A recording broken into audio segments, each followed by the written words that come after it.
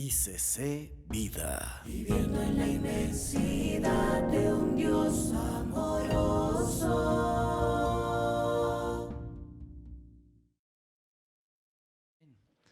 Vamos a ir a la palabra de Dios, primer libro de Samuel, capítulo 17. Primer libro de Samuel, capítulo 17, versículo 25. Y vamos a leer 25 al 27. Primer libro de Samuel, capítulo 17, versículo 25. Está al revés, Juanquita. 52. Amén. Ahí está en las pantallas. Y cada uno de los de Israel decía: ¿no habéis visto a aquel hombre que ha salido? Él se adelanta para provocar a Israel. Al que venciere, el rey le enriquecerá con grandes riquezas y le dará su hija y eximirá de tributos a la casa de su padre. Versículo 26.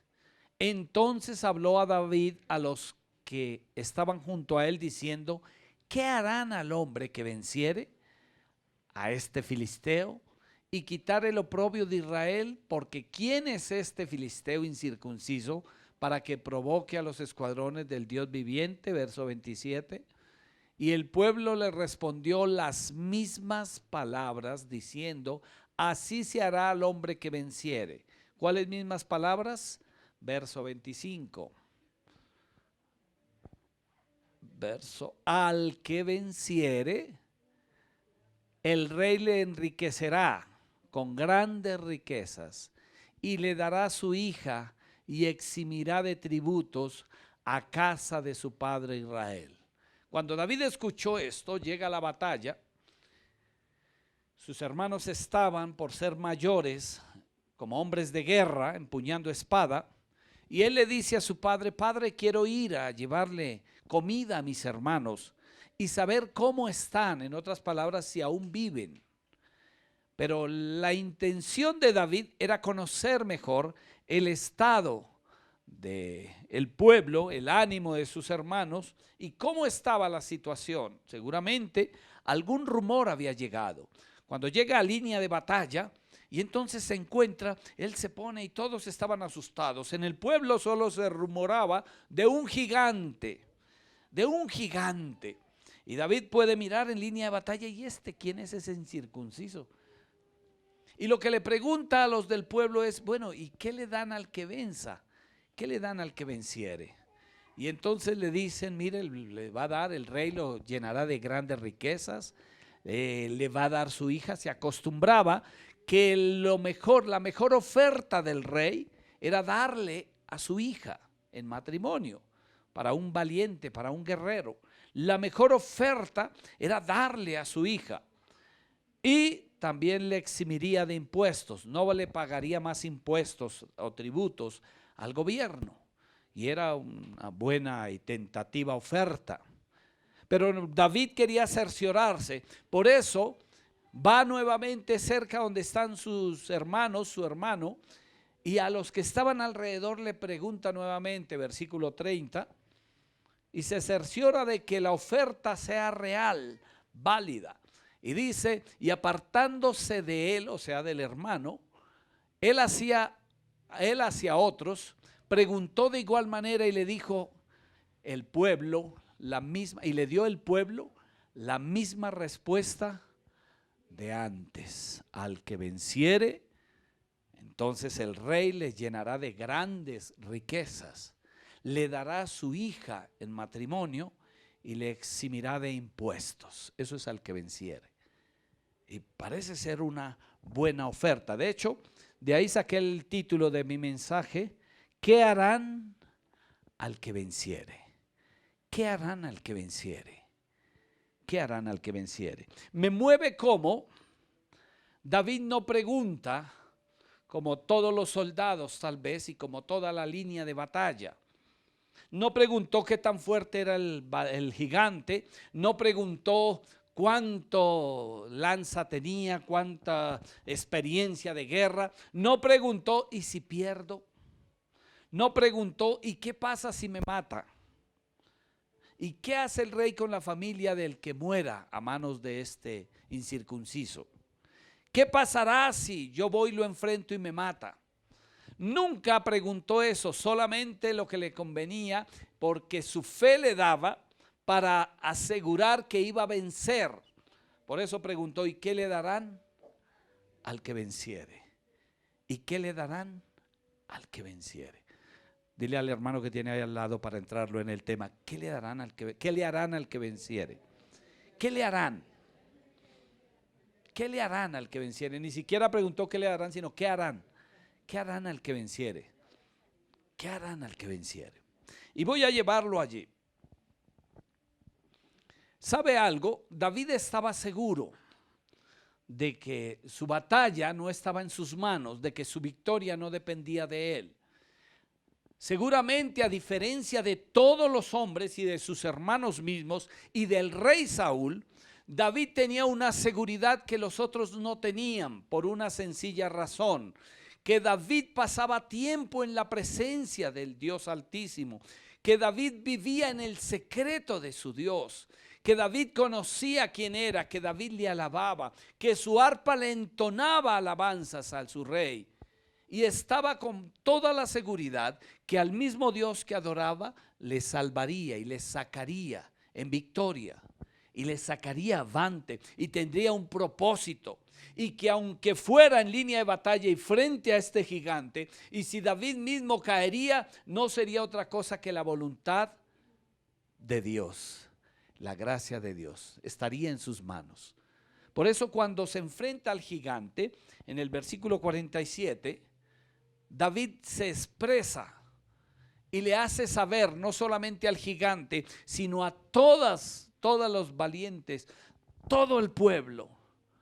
Y dice, y sabrá toda esta congregación que Jehová nos salva con espada y con lanza, porque de Jehová es la batalla. Si usted tiene como subrayar su Biblia ahí, yo le aconsejo subraye esta parte, porque de Jehová es la batalla.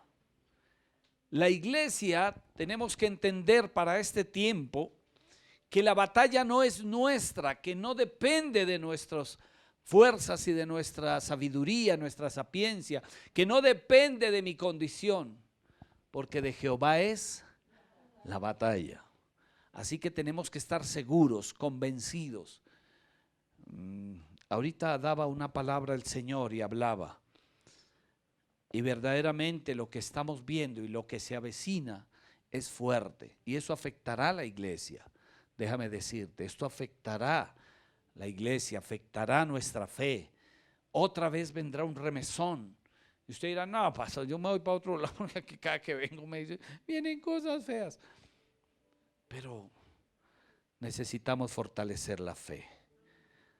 Necesitamos, tal vez por callar en principios, y tener el temor de que la Biblia, todos decíamos, sí, la Biblia se está cumpliendo, todas las profecías están cumplidas, pero nadie nos atrevimos a decir, mira, viene algo de fuerte, difícil. Pero verdaderamente es el tiempo donde necesitamos, y está escrito, y ya vamos a ir a la palabra. ¿Por qué? ¿Qué harán al que venciere? ¿Qué harán al que venciere?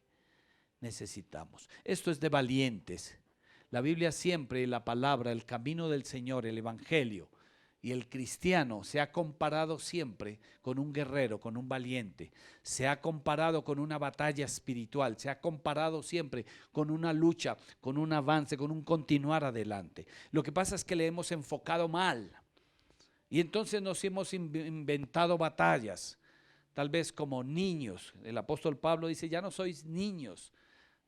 Seáis niños en el modo de pensar, pero no en el de actuar, dice el apóstol. ¿Por qué? Porque a veces esa inmadurez se convierte. Yo no sé si usted de niño, pero a mí me pasó. De niño yo creaba mis batallas, mis luchas, y tenía amigos y enemigos invisibles. Y entonces hacía, en el valle me enseñaron a hacer flechas, y hacía un arco bonito, y eran peligrosos. A un primo casi le saco un ojo, pero gracias a Dios lo salvó el Señor. porque quedaban bien y con una caña le sacaba filo y tirábamos y eran buenos. Pero como tenía un arma, no sabía para qué era esa arma. Así que la forma mejor de emplearla, entonces era creándome batallas ficticias, imaginarias. Y me miraba el enemigo y salía. Y a todas estas me ayudaba el medio en que vivía, allá en el valle lleno de árboles de plátanos, matas de plátano, árboles de naranja y todo esto. Y me metía por allá donde vivíamos. Y yo me veía, por todo lado veía al enemigo. Y no hacía sino bote flechas. Y en una de esas salió mi primo detrás de un árbol y ¡pum! Casi le saco uno. Pero este loco, ahí estaba el enemigo, yo lo vi. Y así era que vivíamos. Espiritualmente, la iglesia ha malinterpretado esto y entonces mantenemos viendo al enemigo y es que ¿dónde está? Yo le piso la cola y le limo los cachos. Y resulta que esa batalla no le corresponde sino al Señor. El mismo arcángel Miguel allá en Judas, versículo 9, dice que cuando contendía, cuando peleaba, cuando luchaba por el cuerpo de Moisés, no se atrevió a proferir palabra de maldición, sino que el arcángel Miguel le dijo que Jehová te reprenda. Pedro dice, ustedes atrevidos contumaces que no tienen temor de proferir palabra de maldición contra las huestes de maldad, sino que se atreven a proferir palabra contra ellos. Esa es la lucha del Señor. Pastor, ¿y entonces cuál es mi guerra? Bueno, la guerra es, había un personaje que no volvimos a traer, Michael. ¿Sí se acuerdan? Bueno, los que por allá se acuerdan. Un personaje que nos llevaba precisamente a una batalla imaginaria, el soldado Michael. Y en una de sus presentaciones, después de que terminaba, confrontaba y decía, y me di cuenta al final que mi enemigo era mi propio yo. Y algo así vivimos como pueblo. Pastor, entonces el enemigo es mi pereza, el enemigo es mi desánimo, el enemigo es la falta de oración, el enemigo soy yo mismo y lo ando buscando. El enemigo es mi misma carne, que no me lleva. La verdad tenemos, y usted debe identificar 3 enemigos que tiene el cristiano, pero al que menos combatimos es el que más nos hace daño. Y es el mundo, Satanás y mi carne. Y mi carne. Y como vivimos en mi carne, entonces yo miro hacia afuera. Pero la verdad, mi carne es débil. Usted su enemigo, basta coloque, mi esposa decía el miércoles, creo que fue el miércoles antepasado, en una de sus enseñanzas, hago paréntesis, los invito los miércoles, estamos aprendiendo bastante, estamos viendo la historia de la iglesia. Este miércoles quedamos hasta el tiempo del catolicismo y arrancamos este miércoles del catolicismo a nuestros días sobre la historia de la iglesia. Cierro paréntesis. Y mi esposa decía en su charla que ella era tan humana que cuando sonaba por allá un tamboril así de esos de la época nuestra, que era Pastor López,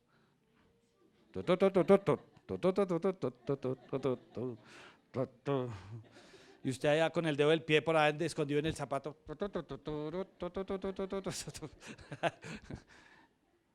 eso pasa, pastor, claro, porque eso mueve a mi carne. Y eso hablando solo de la música. Si vamos un poquitico más allá, como alguna vez les decía yo a los jóvenes, alguien me preguntó, pastor, ¿a usted le gustan las mujeres? Les dije sí. Es que eso está en mi carne, me hago entender. Entonces, ¿cuál es la diferencia cuando yo decido? No que no me gusten porque sería más raro, sino que me pueda sostener y contener. Amén. Que pueda tener unos ojos para agradar a Dios, una vida para agradar a Dios. Pero esa batalla será hasta el último momento. Ahí entendemos cuando el apóstol Pablo dice, miserable de mí, ¿quién me diera el huir de esta carne de maldad, este cuerpo de pecado? Así lo presenta Pablo. Amén. Entonces le tengo una noticia, no era usted solo, somos todos los que libramos batallas a diario. A diario. Entonces ahí yo le diría, ¿y qué harán al que venciere? David dijo, ¿y qué harán? Humanamente le prometieron lo que la carne le gusta. Le darán plata. Y no pocas, dice ahí, grandes gracias, grandes riquezas. Y le darán la hija del rey. Bueno, imagínense, la mujer más codiciada y cotizada del reino. La hija no paga impuestos. Aparte la plata era libre de impuestos. Maravillé. Y dijo, ¿será cierto tanta belleza? Fui y le preguntó, venga, ¿y qué le dan al que venciere? No, si es verdad. Ay, no. Vamos, es por la de oro. Humanamente nos tentaría eso. Nos tentaría. Porque sería el paquete completo. Pero también espiritualmente quiero llevárselo. ¿Qué darán al que venciere? Entonces tenemos que mirar y primeramente enfocar cuál es nuestra batalla. ¿A qué estamos enfrentando? Pastor, si no es al diablo, a Satanás y sus séquito de ángeles, no, a ellos no, definitivamente, déjame decirte, y suena triste y no es cobarde, pero es la realidad. Usted y yo delante de un demonio, nada que hacer.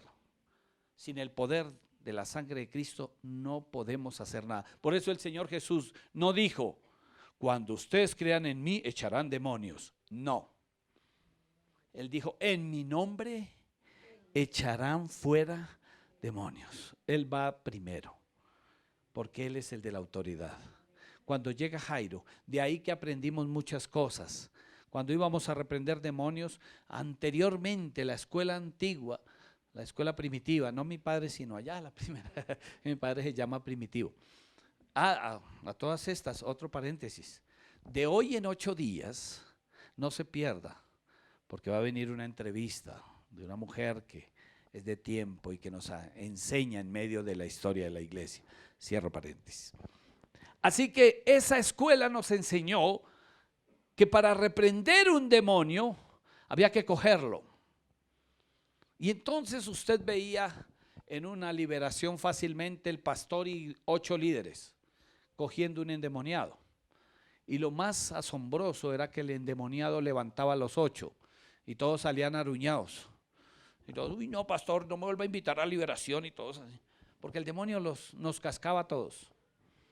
Eso era así. Y es así, no es la forma correcta.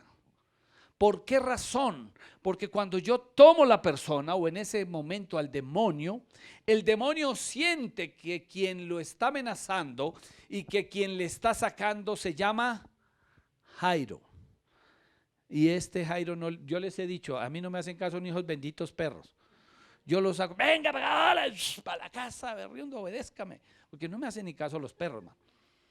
Es la realidad. ¿Cierto? Y ahora si hablamos de la esposa y los hijos, bueno, dejemos ese tema ahí cerrado. No, mentira, yo no tengo ese problema en casa. Pero sí la verdad, espiritualmente, los demonios no conocen a Jairo. Por eso cuando el apóstol viene, dice, a la verdad, a Pedro y a Juan conocemos, pero a usted no lo conocemos. ¿Usted quién es?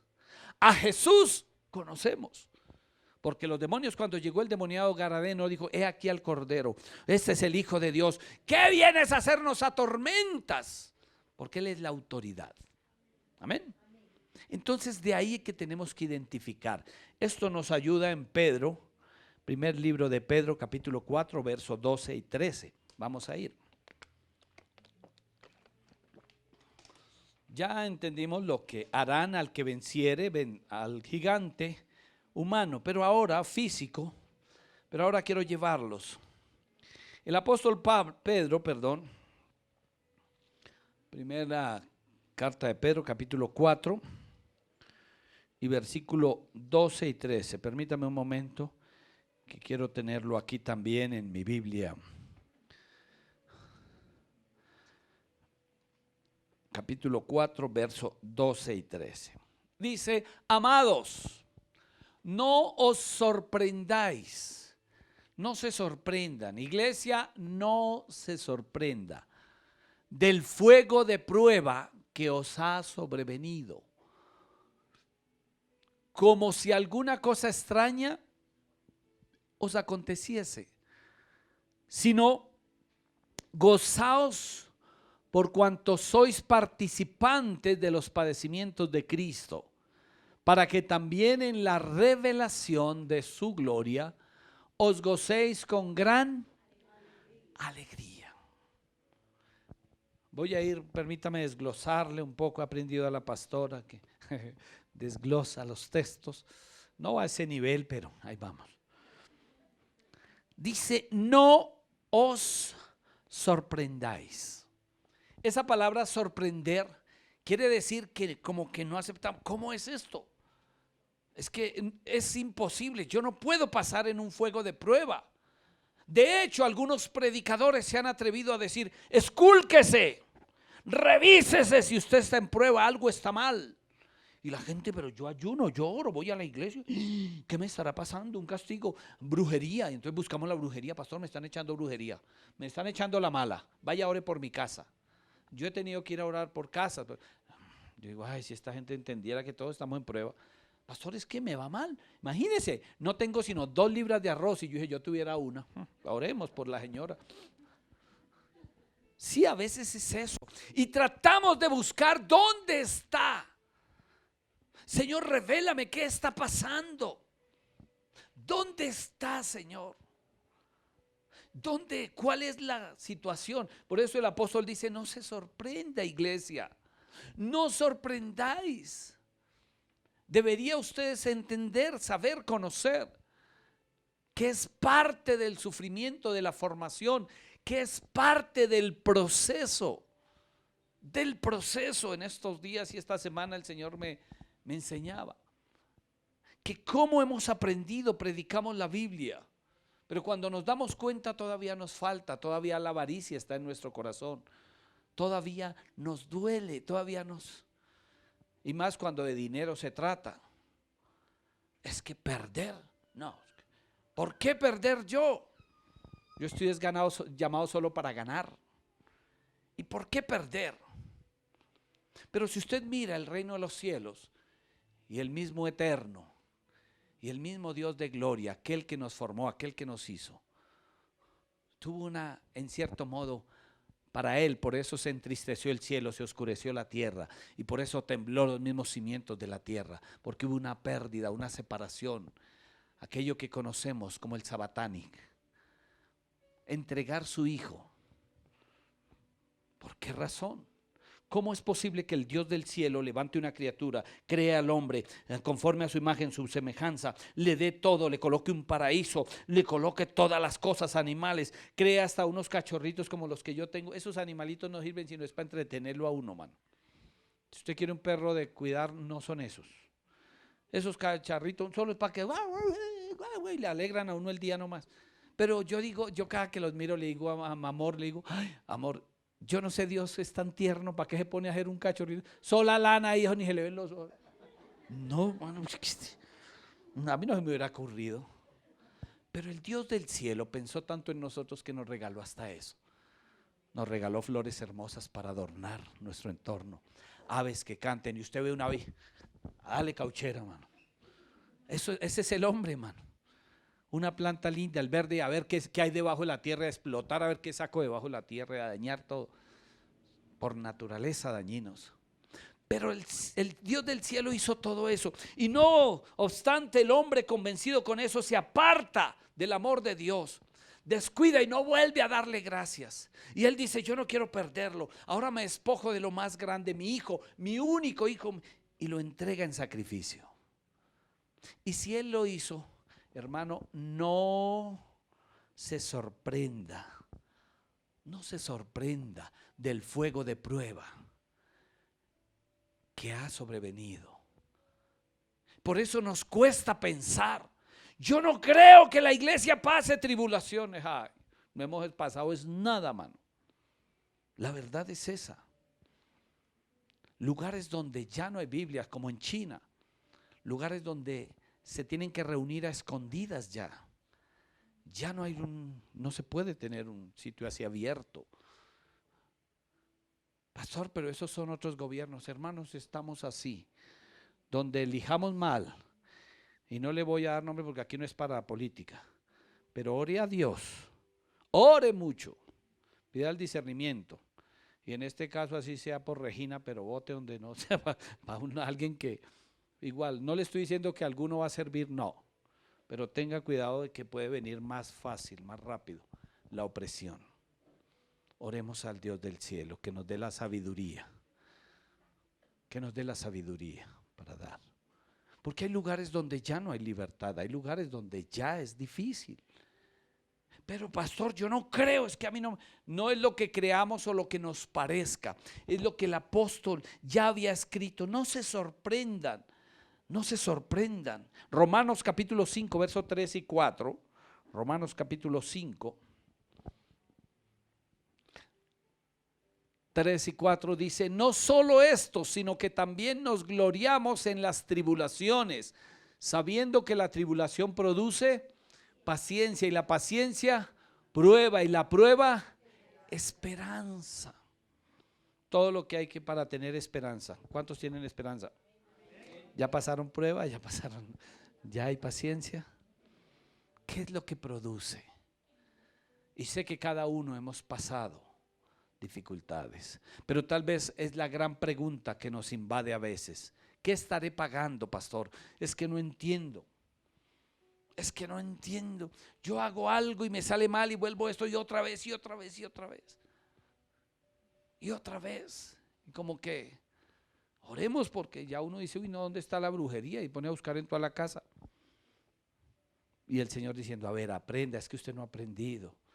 Aprenda la fe, aprenda la confianza en el Señor, la bendita esperanza. Usted debe tener una bendita esperanza en el Señor. Amén. ¿Es fuerte? Sí. ¿Es difícil? Sí. El apóstol dice, oré 3 veces pidiéndole al Señor, quita de mí este aguijón. Pero me dijo, solo bástate de mi gracia, mi poder se perfecciona en la debilidad. Versículo 12 dice, no os sorprendáis del fuego de prueba, 1 de Pedro 4:12, que os ha sobrevenido, como si alguna cosa extraña os acontezca. Es parecido a lo que nosotros vivimos. Uy, no, es que es extraño. Yo fui el domingo a la iglesia, pastor, y yo no sé por qué esta semana a mí me va mejor cuando no voy. Me han dicho algunos. Cuando estaba lejos me iba mejor. Esa es la expresión de algunos. Claro, claro que sí. En Egipto, dice el mismo pueblo, estábamos mejor. Esclavos pero contentos. Teníamos puerros, teníamos cebollas, teníamos cebollines, había carne. Y éramos esclavos pero felices. Y esa es la diferencia, claro que sí. Y el Señor, ¿para qué nos sacó a un desierto? Era la realidad, a un desierto.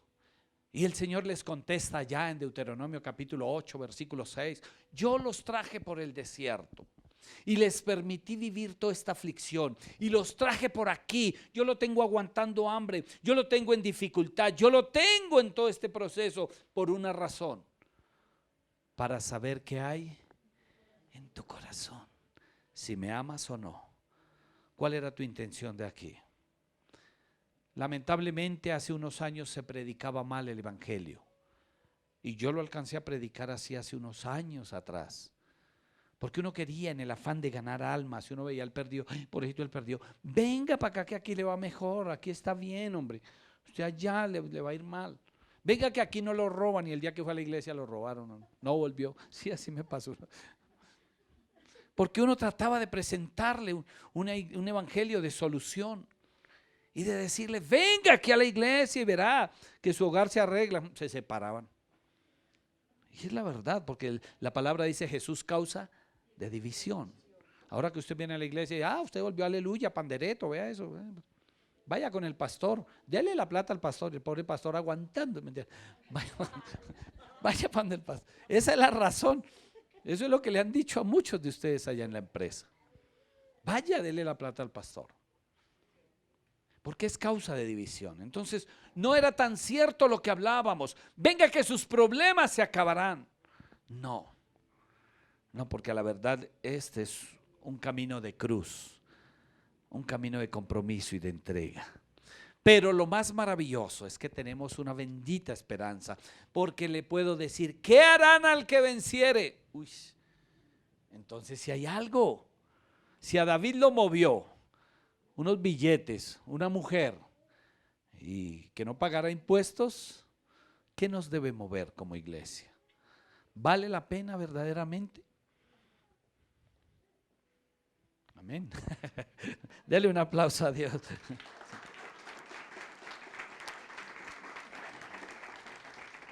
Chinitos se acordaron que estaban entre los 15 a los 25. No, mentira, Dios les bendiga. Versículo 13. Verso 13 dice, capítulo 4, verso. Sino, ese sino es una opción, sino gozaos, gozaos. Hermano, ese gozaos yo no sé, pero ahí yo, ¿por qué pondría el apóstol? ¿Quién se va a gozar en dificultad? Es que aleluya, no tengo arroz, aleluya, no hay para comer. Si usted no, ¿cuál? Usted llama al pastor. Claro. Y más cuando usted es cabeza de familia, cuando usted es padre, cuando usted es responsable, bueno, los que son responsables, porque ahora han cambiado los papeles. Yo no sé qué hacer, se acabó todo, mi amor. Hermano, pellizque, salga, vaya a Bastos. Allá encuentra aunque sea comida botada, tirada, cargue 2 bultos y llegue con plata a la casa. Sí, hermano, hay que hacer, hay que ser diligentes. Pero tristemente claro que en culpa ha sido la mujer que quiere ser igual al hombre. Pues ahora provea para la casa y yo me acuesto. Pero cuando se es el sacerdote, no es fácil gozarse. Gozaos cuando le dice la esposa, mi amor, mañana se cumple el arriendo. Gozaos. Gozaos por cuanto sois partícipes de los padecimientos de Cristo. Gozaos. Gozaos cuando tengo que lidiar con un mal resultado de un examen médico. Cuando tengo que lidiar con una enfermedad. Gozaos cuando usted se levanta apestado, agripado. Y uno de esos momentos que usted no quiere ni levantarse. Gozaos. Gozaos cuando viene la tribulación, la angustia, la necesidad. Cuando en casa, con familia, con los hijos. Gozaos cuando aún estoy con un hijo en problema de drogas. Gozaos cuando aún tengo en casa el problema con mi esposo, con mi esposa. Es difícil. Pero más sin embargo dice, gozaos en el Señor. Santiago 1:2, perdón. Santiago capítulo 1, verso 2, si se me está acabando el tiempo.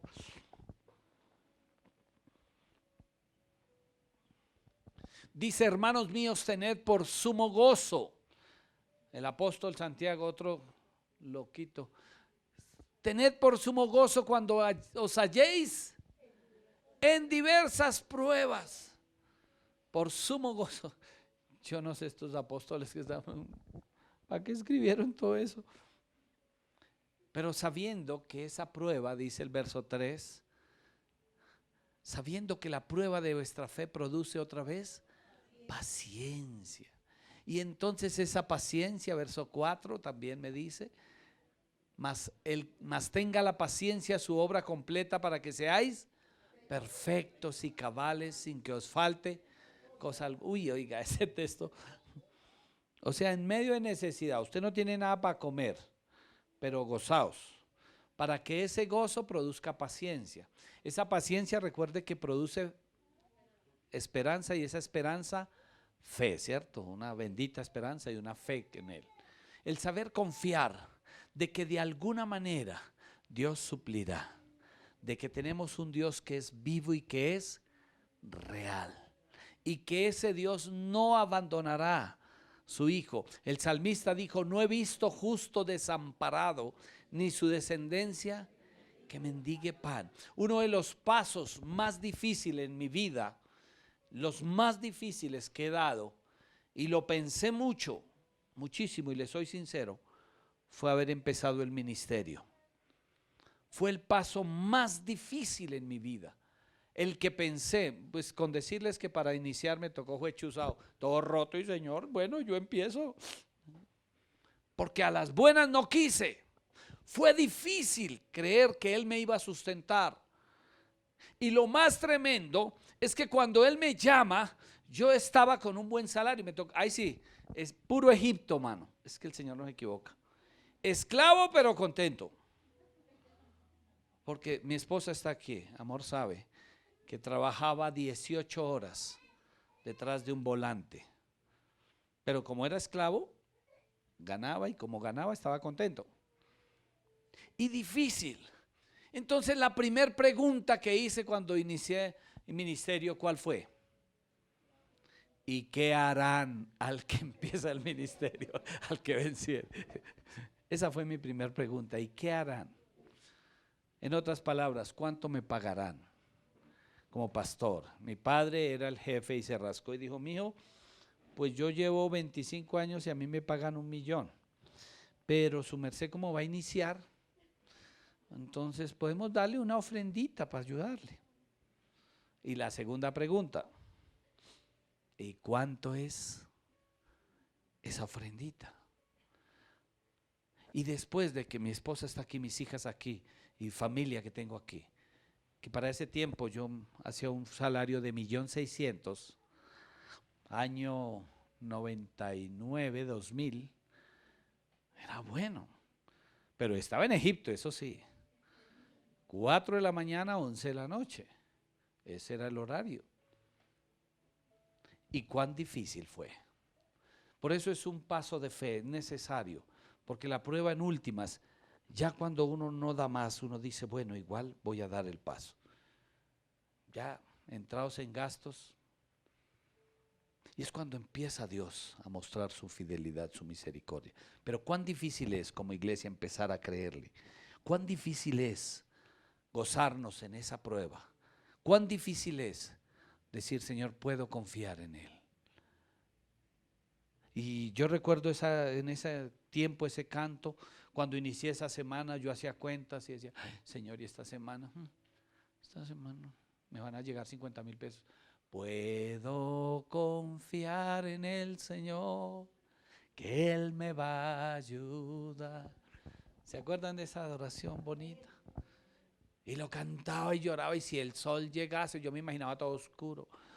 Si no brilla más, yo igual confío en el Señor, que Él me va a ayudar. ¿Cómo? No sé. Pero ya cuando usted aprende a caminar en esos pasos de fe, ya usted va cambiando la historia, va entendiendo un poco de lo que el apóstol dice, gozaos en las pruebas, no importa. Entonces ya a mayor regalo y a mayor don, mayor prueba. Y usted va caminando en un ámbito que lo va llevando a crecer, a madurar en lo espiritual, a participar. Versículo 13 dicen, sino gozaos por cuanto sois partícipes de los padecimientos. Romanos 8:17. Y ya voy a terminar, no se preocupe. Romanos 8:17. Y si hijitos también herederos, herederos de Dios y coherederos con Cristo, si es que padecemos juntamente con Él, para que juntamente con Él seamos glorificados. Esto me da a entender que yo soy heredero y a nosotros nos gustan las herencias. Amén. Bueno, si no, a mí no me ha llegado ninguna, pero eso suena bueno. Uy. Eso suena bueno cuando usted le dicen, usted tiene una herencia. Ay, vea qué bueno. Y claro, y si es una buena herencia, pues déjame decirte que somos herederos y coherederos con Cristo del reino de los cielos, de la eternidad y la grandeza más poderosa, de no, ahí sí, parar de sufrir, de que pasemos a una eternidad victoriosa, donde todo el sufrimiento, y ya no habrá más dolor, dice, y ya no habrá más sufrimiento, y ya no habrá más quebranto, y ya no habrán más lágrimas. Es más, aún de esas lágrimas en vida, Él enjugará cada lágrima, dice Apocalipsis. Las tomará un ángel en su redoma y las llevará y dirá: mira, aquí están todas las pruebas de tu hija, de tu hijo. Aquí están, mire, con nombre propio. Y él dice: wow, qué cantidad de lágrimas. Y usted dirá: bueno, al fin lloré. No, esto no es perdido. Enjugará cada una, recompensará cada una. Y de esto no fue en vano. Amén. Dele ese aplauso al Rey de Gloria. Tal vez algunos se estarán preguntando: pastor, y yo no he botado ni una lágrima. Bueno, pues está empezando proceso. Está empezando proceso. Porque yo no pensé la verdad. Yo inicié el camino del Señor, pero no pensé botar lágrimas. Pero las que hemos derramado por aflicción, por dolor, por amor, por su presencia, por su gracia. Ahora solo lo siento y me pongo a llorar. Ay, Señor. Ya con solo sentirle. Amén. En aflicción, en dolor, en momentos de soledad, usted ha estado allí y tal vez la única expresión es: se olvidó de mí. Parece que yo no le intereso, parece que... Y Él está ahí al lado. Hay un ángel con una redoma diciendo: no, eche otra, que en la eternidad vale mejor. Con otra lagrimita le va mejor. La eternidad contará cada una. Tremendo, ¿no? Eso es maravilloso. Eso es maravilloso. Y termina el texto diciendo esto: ¿para qué también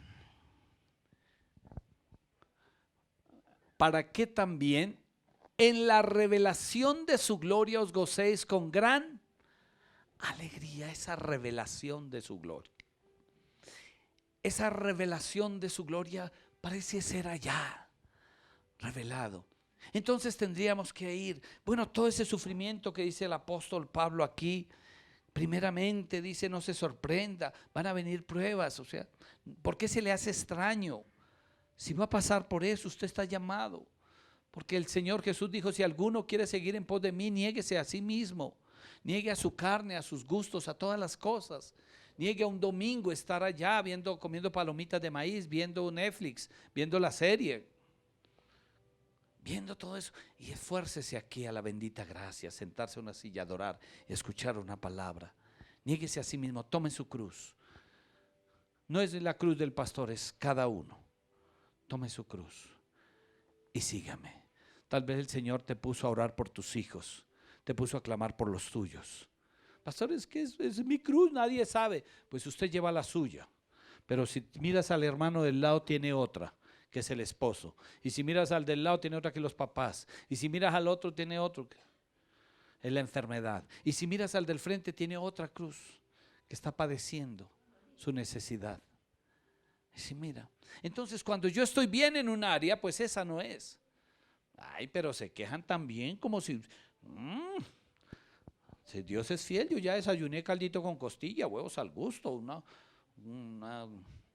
caldito, un juguito de naranja, y se quejan ahí. Pues resulta que el hermano no tenía sino para la aguapanelita, 2 panes. Ahora que subieron, ya no alcanza para 3 sino para 2. O para 1, gracias. Y lo partió en 4. Y su familia está alabando a Dios. Pero es su cruz. Tal vez la tuya es otra cosa. Y Dios está en esa área también. No quiere decir que la tuya sea más grande que la de tu hermano. Porque Dios sabe en qué área necesita formarnos, en qué área necesita moldearnos. Hasta que todos lleguemos allí, compadezcamos. Y entonces dice la palabra: para que también en la revelación de su gloria, cuando se revela su gloria, o sea, cuando dice esto tiene un fin, esto tiene un principio. Alguien me dijo: esto tiene un porqué y para qué. Esa palabra no se me olvidó desde ese encuentro. A mí tiene que decirme por qué y para qué. La Biblia dice por qué y para qué. Entonces usted dirá: pastor, y entonces al que venciere, ¿qué harán? Haga como David. David lo motivó. Pudo ser, bueno, es la gloria de Dios, la presencia de Dios, el llamado. Pero también había carne en David. Y David dijo: pues bueno, plata, una nena, y lo eximen de impuestos. Pues, yo creo que antes de ir a pelear con el gigante dijo: ¿cuál es la hija del rey? Uy, la mueca no. Pero alguien le dijo, no, venga, aquí está Mical. Ay, por Mical sí. Uy, venga para acá. Uy, sacó sus piedritas y rap, una por Mical. Bueno, por el Señor, pero también estaba en su corazón. Mical. Eso me da a entender porque después reclamó a Mical. Sí. El rey le dijo, mire, la mayor. Dijo, no, la mueca no. Suena jocoso, pero él no pidió la mayor. Y el rey halló gracia y dijo, bueno, le voy a dar a Mical, está bien. Pasó igual que a Jacob, cuando se fue por Raquel y le dieron a Lea. Y lo cogieron, fue borracho y a medianoche y le pasaron a la cama. Usted dice, pero ¿cómo? Pues póngase a pensar en ese tiempo, no había luz, dormían en carpas, a oscuras. La china llegó al altar cubierta hasta aquí con un velo. Aparte de eso le pusieron otro velo encima para que no viera los ojitos. Y borracho el hombre, acepto. Claro, después ahí le dejo la china, dijo el papá. Uy, claro, eso es una china. Y al otro día se levantó, ¡ay! Esta es la fea. Y se fue y dijo, venga, tome la china. Yo, no, déjela y ahorita en 8 días le doy la otra. Y allá fue y le dieron la... Suena, pero fue así. Ahora usted tiene que motivarlo a algo, pastor, ahí sí diga, motíveme, porque para seguir adelante, hasta esta predicación usted sale y se va y dice, no, yo mejor me aparto. Pero al que venciere, vaya conmigo, le voy a dar solo 7 textos, la perfección, al que venciere. Apocalipsis, capítulo 2, verso 7. Empieza a enumerar y si puede escríbelas, para que se motive usted a seguir adelante, a continuar hasta el final, a ir a la meta y a decir, Señor, al que venciere.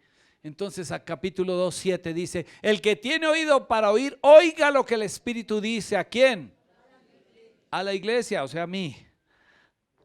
Al que venciere, le daré del árbol de la vida.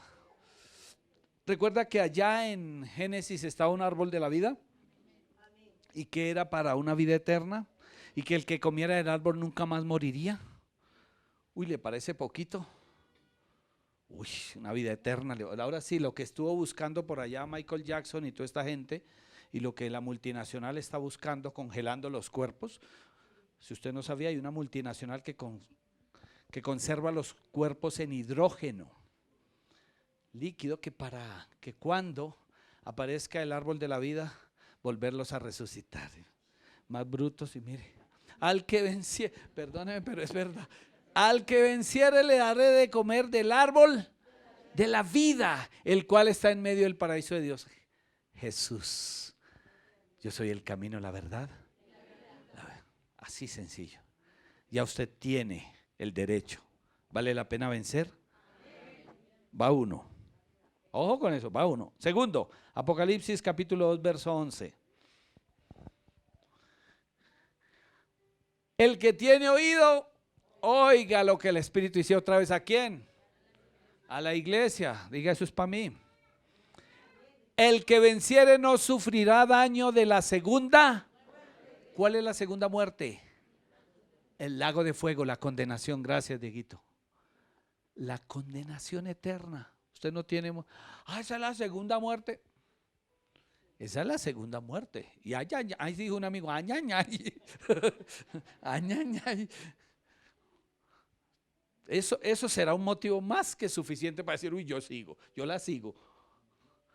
Yo la sigo, al que venciere no sufrirá daño. Usted va seguro, usted va confiado. Va a la primera muerte, échenme al cajón que está la primera. Pero cuando usted resucite, bueno, la segunda, yo vencí. Yo continué, yo seguí, yo fui hasta el final, yo pasé la prueba, yo lloré allá, es más, allá hay unas lágrimas, ¿cuántas eran? Yo creo que mi esposa debe tener una cantina así de lágrimas, porque ella llora en la presencia de Dios. Yo le digo, ay amor, no, es que él es tan lindo. Tarrao así, venga, Sandra Bello, botín. Pero qué bueno que podamos, amén. Esto sí. Ustedes nos van a predicar. Capítulo 2, verso 17. Capítulo 2, 17. Mire, vaya anotando el paquete porque que lo motíveme, pastor, por lo menos diga. El que tiene oído, Oiga lo que el Espíritu dice a nosotros, a la iglesia. Al que venciere daré de comer el maná escondido. Uy, prototipo de Cristo. Y le daré una piedrecita, en la piedrecita escrito un nombre que ninguno conoce sino el que recibe. O sea que ya no es usted, uy, ahí va el tribilín. No, usted ya no es el tribilín. Allá en el cielo Dios le da un nombre, que ese nombre tiene un significado de gloria, de eternidad, de poder, un nombre nuevo. Amén. Y que ese maná que despreció el pueblo, que es un maná prototipo de Cristo, ahí está usted otra vez. Wow, la oportunidad. Eso no es sino al que venciere. Sigo porque ya el tiempo avanzó. Capítulo 2, verso 26. Vaya anotando con 7 puntos perfectos. Al que venciere y guardare mis obras hasta el fin, yo le daré autoridad sobre las naciones. Se cambia la historia, hermano. Usted ya viene en autoridad sobre naciones. Así que ya no es lo que hacen ahorita con nosotros. Los cristianos somos como lo despreciable, lo abominable para ellos. Los panderetos y los que sufrimos y los que se va a sufrir también.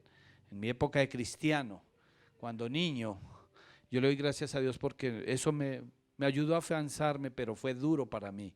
Cuando decía, usted es el cristiano, y los puestos, los pupitres eran de 2, ¿te acuerdan? Bueno, los que acordan, yo soy antiguo. Una tapita eran 2 personas al lado.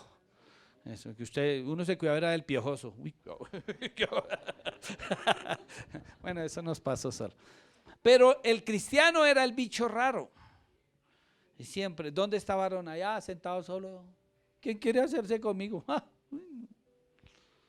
Y era un desprecio por usted asistir a una iglesia, por amar a Dios. Era lo raro.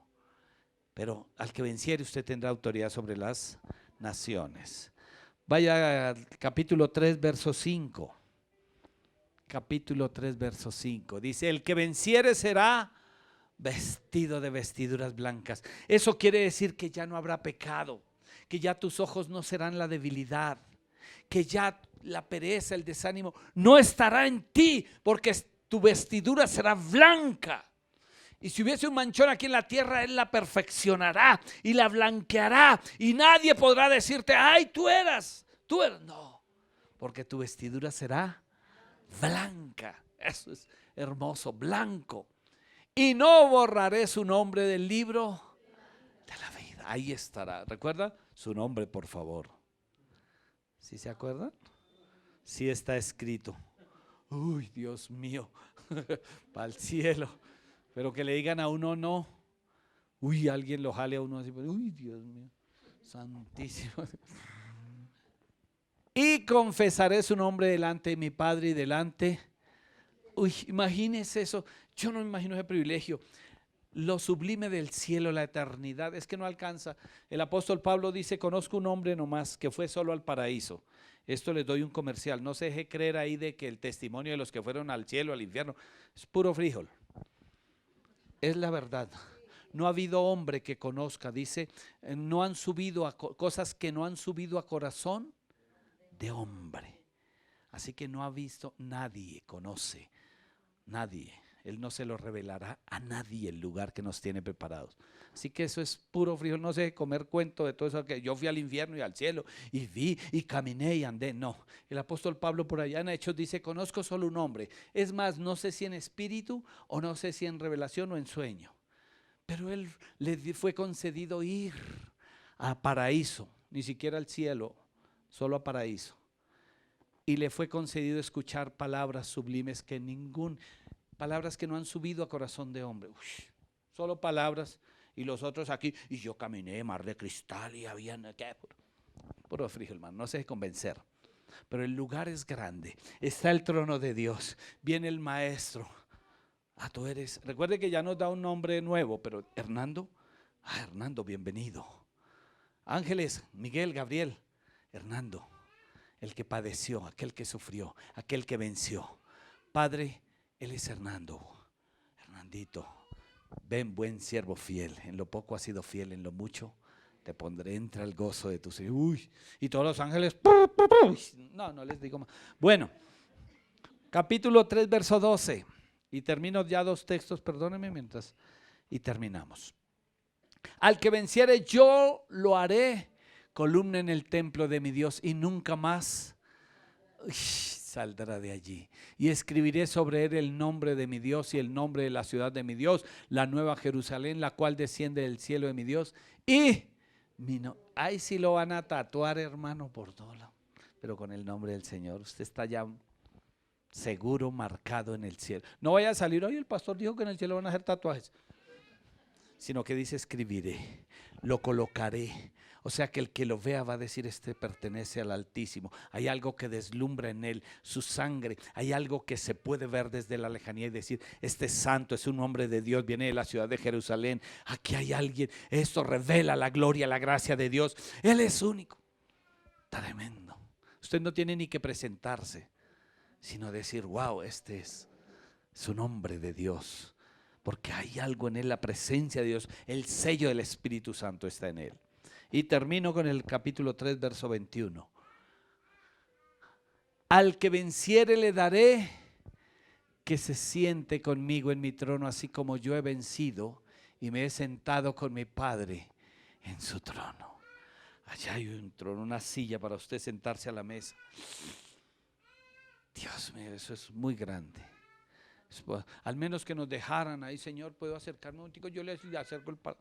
Pero no, usted se va a sentar ahí al lado del Padre, al lado del trono del Hijo, y estar allí adorando, exaltando a Dios. Eso es sublime. Si esos motivos, esos 7 puntos no le mueven para que sea un vencedor, yo le digo, no le podría decir otra cosa más grande y sublime. Bastaría solamente decirle que hay una vida eterna que te espera. Bastaría decirte que la muerte segunda no te afectará, el lago de fuego no es para ti. Vale la pena vencer. Vale la pena decir, Señor, va una milla más. Yo sé que muchos estaban hoy diciendo, Señor, yo como que desisto, como que voy a ir hoy y según lo que predique el pastor no vuelvo. Sí, a veces le pone uno término al Señor. Voy a ir hoy a ver. Si de pronto dirige allá a alguien, pues, pero Señor, que me mueva, muéveme, sácame, pelúcame. Pero el Señor no va a hacer algo en contra de tu voluntad. Bastaría solamente lo que te estoy hablando, lo que te estoy diciendo, al que venciere. Eso sería suficiente para motivarte. Eso debe ser suficiente para que tú puedas decir, Señor, vale la pena seguir. No será fácil. Él no lo presentó fácil. Jesús habló de aflicción. A la verdad van a ser vituperados, van a ser perseguidos. Él lo dijo, Él no lo escondió. El Señor, lo que pasa es que cuando leemos, comprendemos. Van a tener aflicción, les van a perseguir. Por mi causa, yo soy causa de división, por conceptos, por posiciones. Pero anímense, al que venciere. ¿Qué harán al que venciere? Al que venciere, vale la pena vencer. Vale la pena tomar un nuevo aire y decir, Señor, va por la segunda milla, va por el otro poco. Va, Señor. Pastor, ¿usted algún día ha querido desertar? Sí. Yo tengo que presentarme como soy. Yo no voy a presentarme tal vez. Estos días le decía a alguien, mira, los pastores algunos han tomado una determinación y una posición de no acercarse a la gente, de no darse a conocer. Porque entonces se van a dar cuenta que soy tan humano y entonces va a perder como que esa gracia, como ese encanto. Y van a saber, ay, ve al pastor, no, él también ronca, el pastor también juega, grita, ay, el pastor. Entonces es mejor una posición de que pueda yo pasar sin que casi nadie me salude y que unos hombres no permitan ni acercárseme y que pueda yo entrar. Y así nadie va a saber. Y mi vida íntima será allá. Y parece ser que es un estilo de vida. Pero la verdad, Jesús cuando se mostró a la gente, siendo el Hijo de Dios, Marcos capítulo 6, verso 3 dice, ¿este no es Jesús, el hijo del carpintero? Aquí no está Jacobo, Santiago con nosotros, no están sus hermanas. Y entonces ¿de qué se las da? Porque Jesús se mostró tal cual era. Un carpintero, hijo de José, aprendió la carpintería. Pero lo que había dentro era el poder, la gloria del mismo Dios como hijo de Dios. Ponte en pie, cierra tus ojos.